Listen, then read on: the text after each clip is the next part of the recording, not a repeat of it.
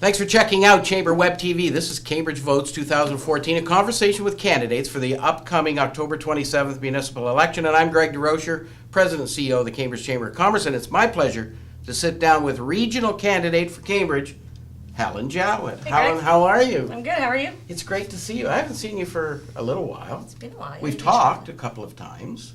You've been traveling a fair bit too, eh? Some good stuff for Yeah, the chamber. yeah, and yeah, I lurk on Facebook and I see you post a lot.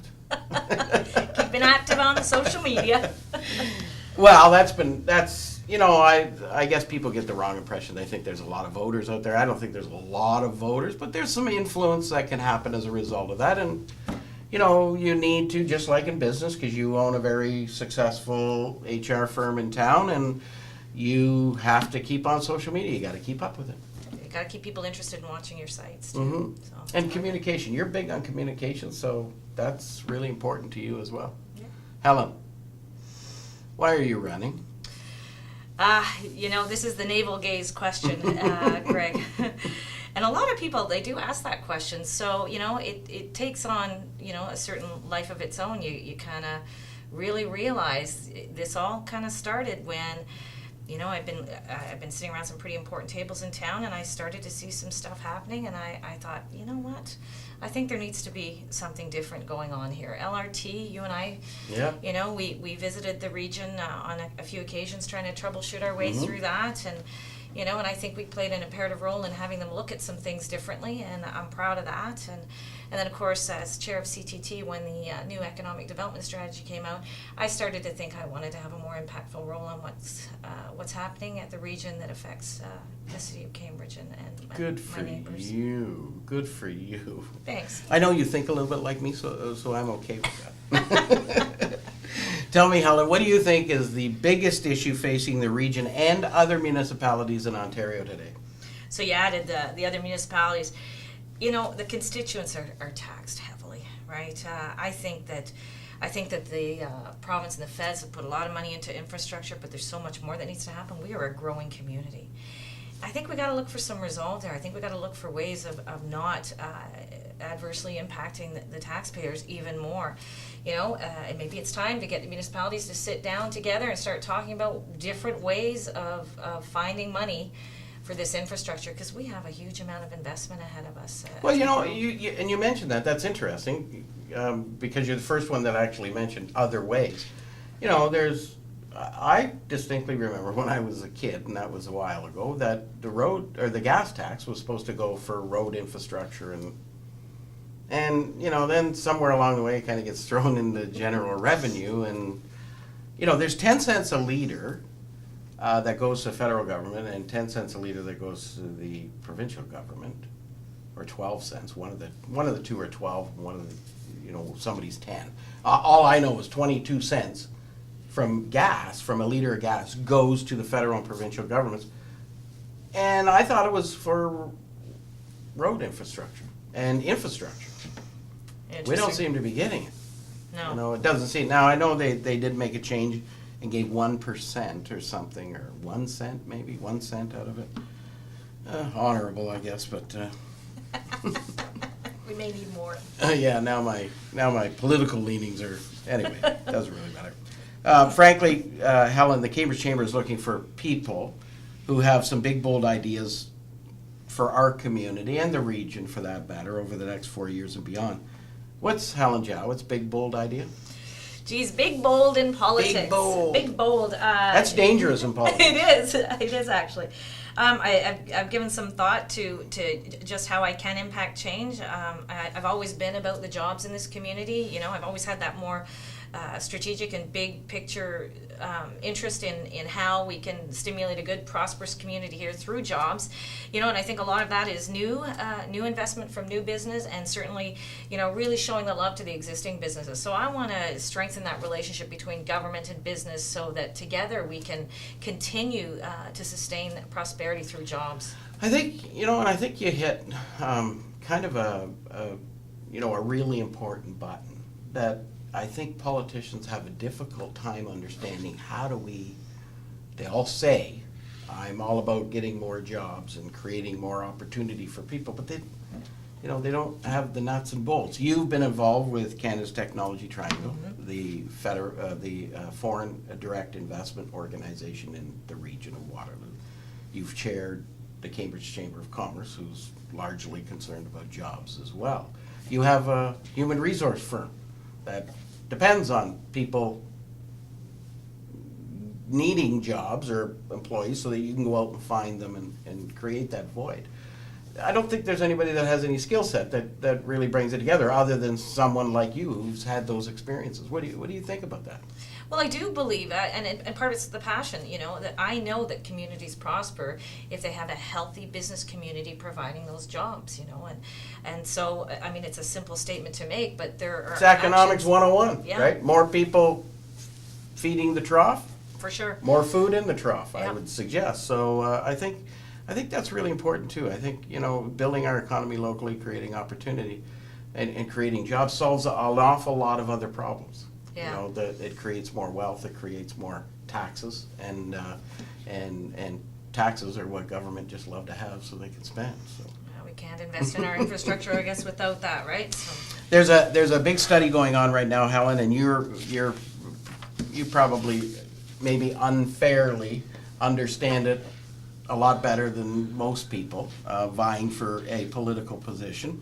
But that's the review of economic development in the region, largely due to, I call it a fiasco. Other people say, well, it wasn't a fiasco. It was just an incident that happened around Maple Leaf's decision to move their plant to Hamilton and the Dr. Oetker opportunity that we missed out on because largely they didn't necessarily feel the love. But in any event, the plan is for the 7 municipalities to partner together to come up with a structure of an independent kind of arm's length government organization that Yeah. would operate the foreign direct investment, but also have some component with how the communities evolve or develop as economic or entities as well.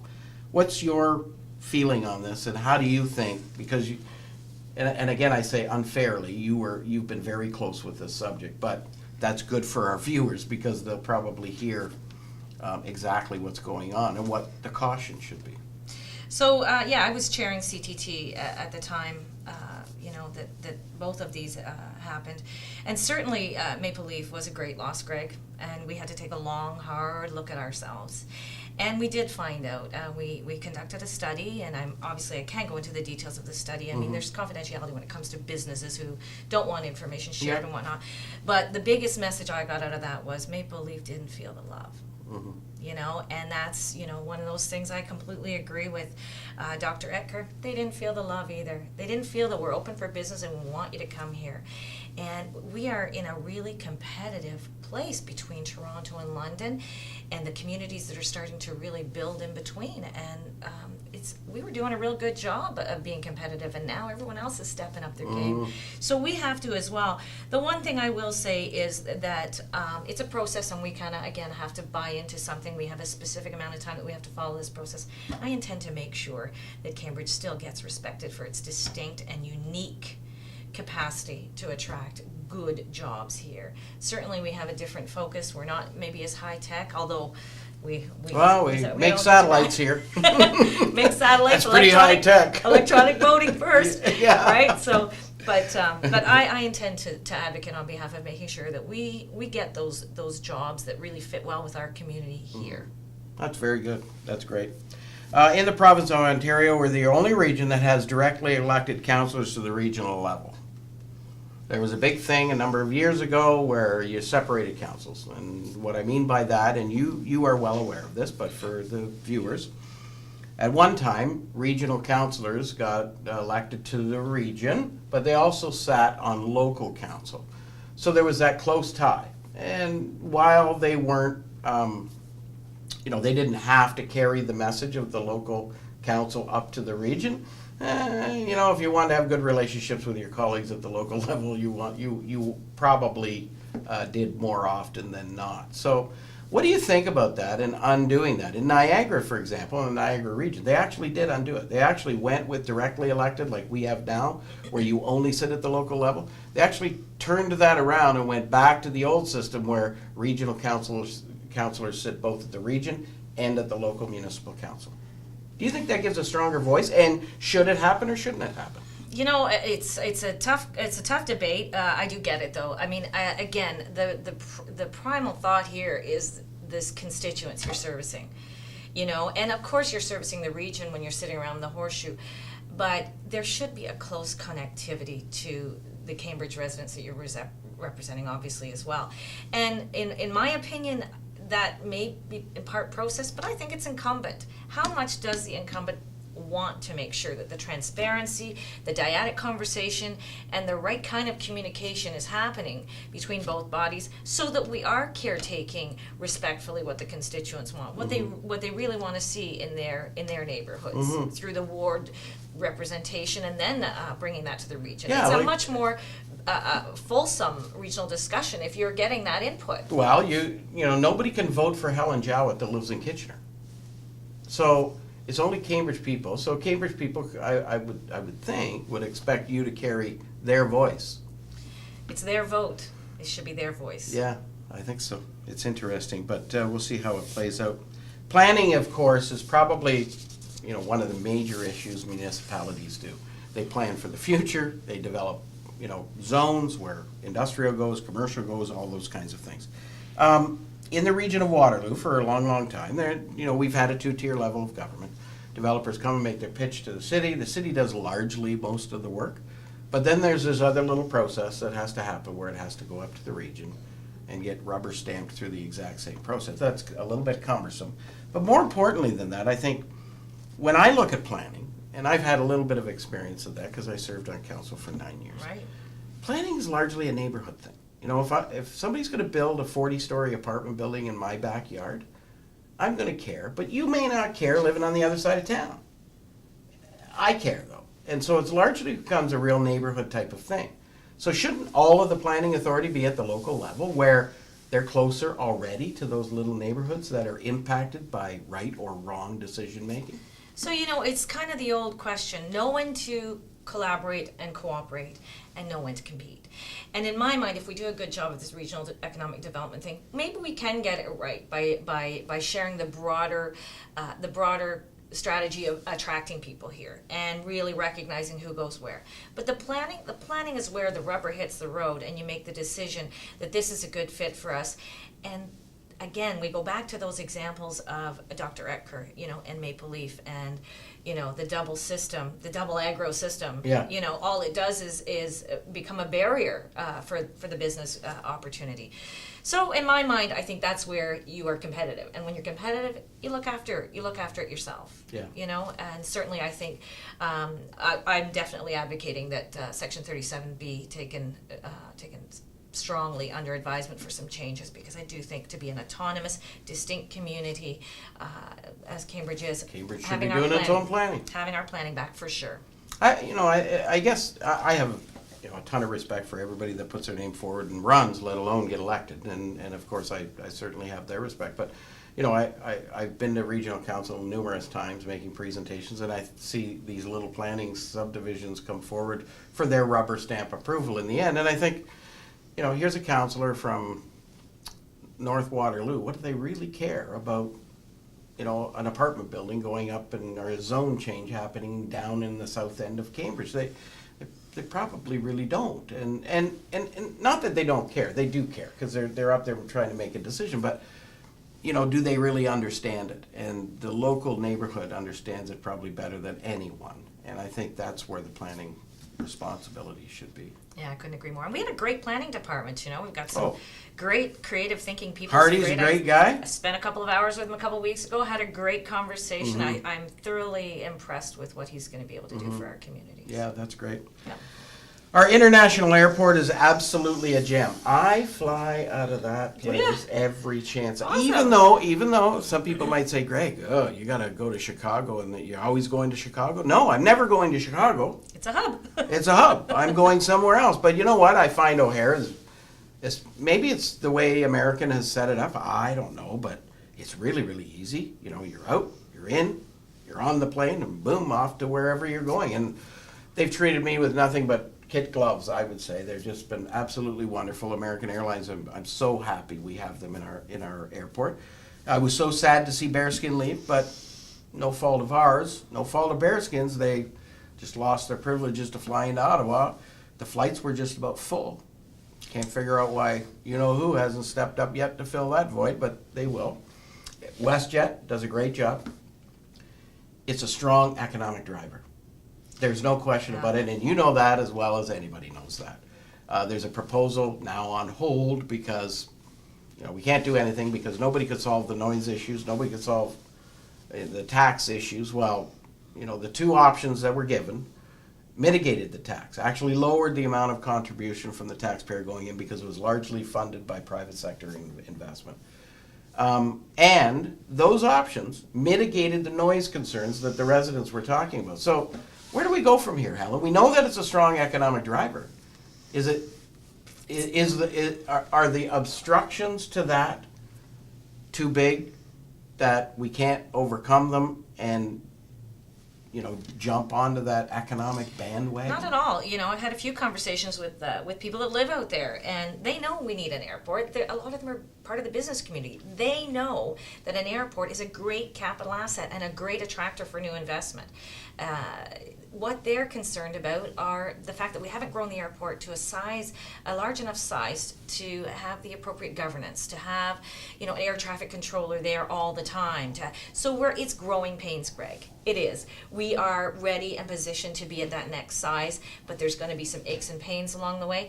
I think we got to keep doing what we're doing. Chris out there, that's right, eh, Chris? Yeah, Chris Wood. He's been awesome at sitting down with constituents, and he's been real open and transparent. He's doing his best. This is a guy that's trying to solve problems. So I think we'll get there. It's just everybody's got to talk about the wound before we can Band-Aid it. We got to get the word out and find out what the problems are, and then you get some creative resolve. The more people that add information into it, the more information we have. Right? I would agree. I think it's such an important asset that we have. It's wonderful. I'd have to drive into Toronto, and I don't want to do that. I'll change planes before I'll drive into Pearson. I just can't stand that. But anyway, give me one thing in your mind that the region does terribly wrong, one thing they do amazingly well. Well, okay, so I have to be honest. I've been dealing with the region for quite some time, and certainly more intimately, if you will, at CTT. We have the region, and we have the municipalities, and we have the educational leadership people there, and we have business. And I gotta tell you, it is one of the most interesting boards because of the diverse perspectives. And it's been interesting that we've been able to share our opinions and work together, and we are very, very all much aware of how different we are and our different approaches. That being said, CTT has gained a lot from that. When I look at the region, I think, they could do a much better job of community building. Whether people like it or not, over the 401, Cambridge doesn't feel the love. And the only way to feel the love is to start showing the love, And I do think that the region has done some good things for Cambridge. And I just don't think that they celebrate it enough as well. So I do think that they could community build a little more strategically and tell us, talk about what you're gonna do to help our community, because we're positioned for growth more than anyone. A wise business person in this community once said to me, the problem with amalgamation is that the region continually demonstrates what amalgamation would look like. Is that right? Do you know who that woman was? I know who that woman was. It was you. In my younger days. But I think appropriately, maybe that speaks to exactly what you're saying. It's not so much what they do; it's how they go about it, and it's how it's communicated, and it's how it's celebrated. And I'm not so sure that amalgamation is the answer or will be the answer, or whatever it is.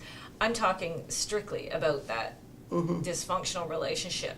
I do think there are some things. I mean, even you and I had experienced some a little more transparency with LRT, a little more problem solving, a little bit more engagement. So I think we're on our way, and I think part of that's because people demand. Yeah, maybe what we need is stronger representation to be able to demand that. Yeah. And I think that maybe goes a long way. Yeah. Helen, we're coming to the end, but you know what? I'm really, really excited. I'm really excited. This year, only in Cambridge, I get to vote in my pajamas. Online voting and telephone voting only in Cambridge, the most progressive and high-tech community in the region of Waterloo, obviously. I'm so excited about that because I look at it and say the internet's 25 years old. You know, years ago when I was on council, I asked the clerk to look into online voting. You know, and you know who that was, and he looked at me and said, "No, that's not a good idea right now." But it'll never work. But you know what? It's a fad. But you know, the internet is 25 years old. It's the 21st century. You do your banking online. Mm-hmm. You do lots of confidential things online. Mm-hmm. Why can't you vote online? I couldn't agree with you more. It's funny because when David Johnson, our Governor General, was championing and spearheading barn raisers, and I was very lucky to be a part of that. I remember when the conversation first came up, and I remember being so excited. And I remember in my mind, the first thing that came to my mind was, wow, wouldn't it be good if Cambridge was leading this? You know, and I kind of expected that, you know, one of the other communities might do it, but we're doing it, and I'm not fearful of it. I believe that that's going to get the voters out. That's going to engage our community more, and I think the internet can solve a lot of that when it comes to communicating. Let's get people talking about some of the things that are going on in the community, so we can. I mean, the internet's the way to harness what people think and feel about the community and how they want to see it go forward. Well, October the 11th to the 25th, people in Cambridge can go online and vote. I'll be there on October the 11th. And you're a friend of mine on Facebook, so you're going to see a picture of me in my pajamas. It's going to be great. I know. I think it's wonderful. I think it's. I was so excited about it. Yeah. I've never been so excited to vote because, you know, the weather in late October is generally rainy and cold, and I always say, oh gosh, I got to go out to the polls and vote, and I got to walk through the rain or whatever. No, I don't have to. No, you don't I'll have sit there in my jammies. No, you don't Click, click, click, and I'm done. And I think it's I think it's just wonderful, and I'm so proud of our community for taking the bold step to go ahead and do it. So, and I think it's going to help. I think it's going to get voter turnout. People are going to vote that never voted before. I do too. And those of us who vote every time but are a little lazy, we get to do it too. Helen, is there any last words you want to say to the voters of Cambridge? Just letting everybody know that the three things that matter most to me, I believe that we really have to be careful about the debt, and the tax burden when it comes to the infrastructure that we must have as we invest in a growing future. Certainly, I want to also be very, very bold and strong about getting jobs here through economic development and through showing the love to the businesses that are here, and certainly to new businesses that are interested in coming here, and really showcasing Cambridge and what it has to offer by way of, you know, the talented individuals that want to work here. Yeah, that's great. Ladies and gentlemen, thanks for checking out Chamber Web TV. This is Cambridge Votes 2014, conversation with the candidates for the upcoming October 27th municipal election. Again, I'm Greg DeRocher, and it was my pleasure to sit down with Helen Jowett, running for Regional Council for Cambridge. Helen, thanks. Good luck. Thank you.